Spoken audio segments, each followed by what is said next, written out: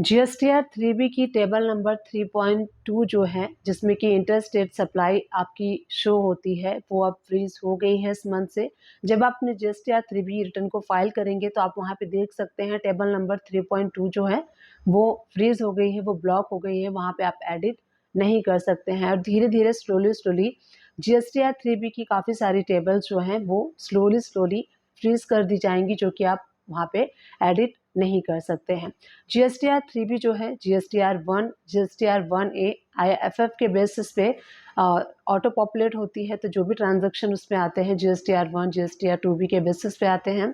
तो जब आप अपने रिटर्न को फाइल करते हैं जीएसटीआर 1, तो वहाँ पे आपको करेक्टली अपने जीएसटीआर 1 को फाइल करना है। अगर उसके बाद अगर कोई मिस्टेक्स आपसे हो जाती है तो आपके पास जीएसटी पोर्टल ने एक और ऑप्शन दिया हुआ है, जीएसटीआर 1A के थ्रू जो भी मिस्टेक्स आपसे होती है आप उसको करेक्ट कर सकते हैं। और ये टेबल अवेलेबल हो जाती है जीएसटीआर 1 रिटर्न फाइल करने के बाद और जीएसटीआर 3B रिटर्न फाइल करने के पहले। इसके बिटवीन में जो टाइम बचता है उसमें आपसे जो भी मिस्टेक्स हो गई हैं आप उसको मॉडिफाई कर सकते हैं जीएसटीआर 1 रिटर्न फाइल करने के बाद जीएसटीआर 1A को यूज़ करके। या तो आप नेक्स्ट मंथ में मॉडिफिकेशन कर सकते हैं, दो ऑप्शन यहाँ पे अवेलेबल हैं। अब जीएसटीआर 3B में टेबल नंबर 3.2 में जिसमें कि इंटर स्टेट सप्लाई होती है, उसमें कौन कौन सी सप्लाई आती है?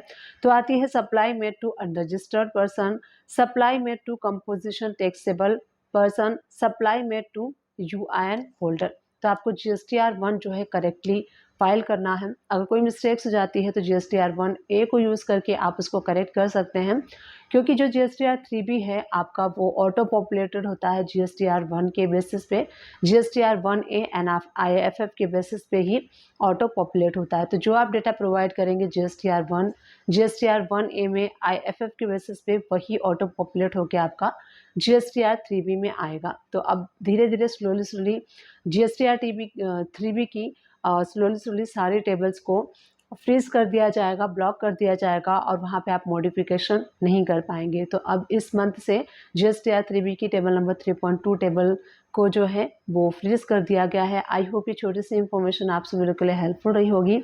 अगर हेल्पफुल रही है तो प्लीज़ चैनल को लाइक शेयर सब्सक्राइब कर दीजिएगा। Thank you for watching, keep watching.